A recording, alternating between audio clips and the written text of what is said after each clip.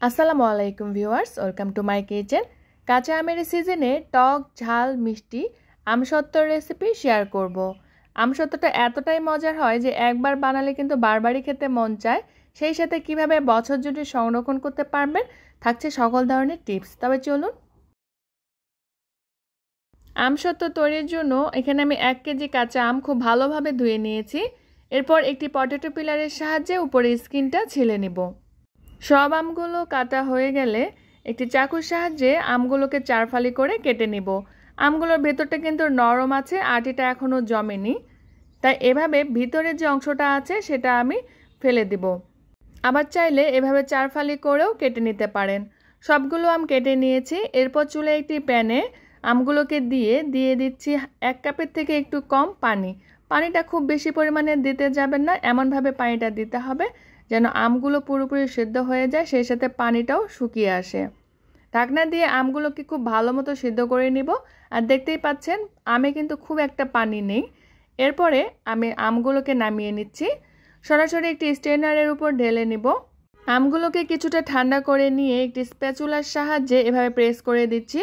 এতে করে আমগুলো ম্যাশ হয়ে খুব ভালো মতো নিচের দিকে পড়বে, আর এই যে আঁশের অংশগুলো আছে সেটা রিমুভ হয়ে যাবে।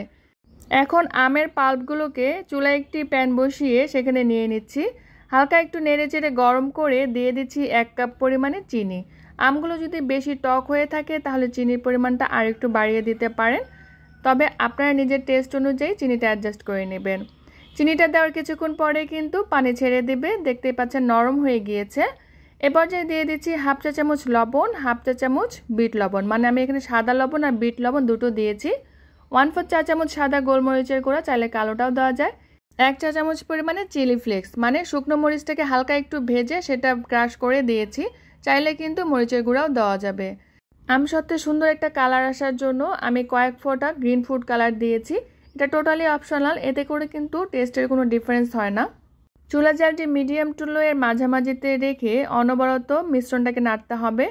আর পুরোটা হতে আমার প্রায় 6 থেকে 7 মিনিটের মতো সময় লেগেছে। খেয়াল রাখতে হবে যেন এখানে কোনো পানি না থাকে। স্প্যাচুলার সাহায্যে যেভাবে করলে দেখবেন যে সুন্দর মতো আলাদা হয়ে যাচ্ছে। মিশ্রণটা একটি বাটিতে নিয়ে যখন দেখবেন যে কোনো রকম নড়াচড়া করছে না, তার মানে আমের মিশ্রণটা পুরোপুরি কমপ্লিট আমসত্ত্বের জন্য। এই পর্যায়ে নামিয়ে নিব।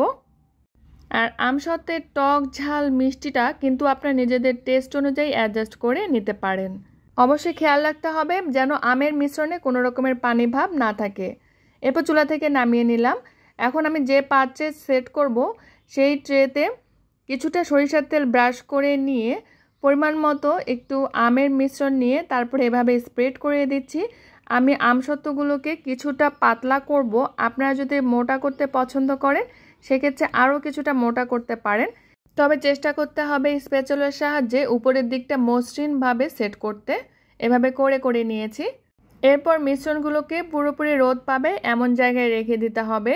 খুব কড়া রোদ হলে কিন্তু একদিনেই শুকিয়ে যাবে, তবে আমি যে সময় দিয়েছিলাম রোদটা একটু কম ছিল, তাই আমার 2 দিন সময় লেগেছে। আপনারা যখন তৈরি করবেন তখন কিন্তু নিজেরাই বুঝতে পারবেন যে আমসত্ত্বগুলো ড্রাই হয়েছে কিনা। যখন দেখবেন যে এভাবে পুরোপুরি উঠে আসছে, তার মানে এগুলো হয়ে গেছে। আর ট্রের মধ্যে একটু তেল ব্রাশ করে দেওয়ার কারণে কিন্তু খুব সহজেই মিশ্রণটা উঠে এসেছে। এভাবে করে আমি কেটে নিচ্ছি।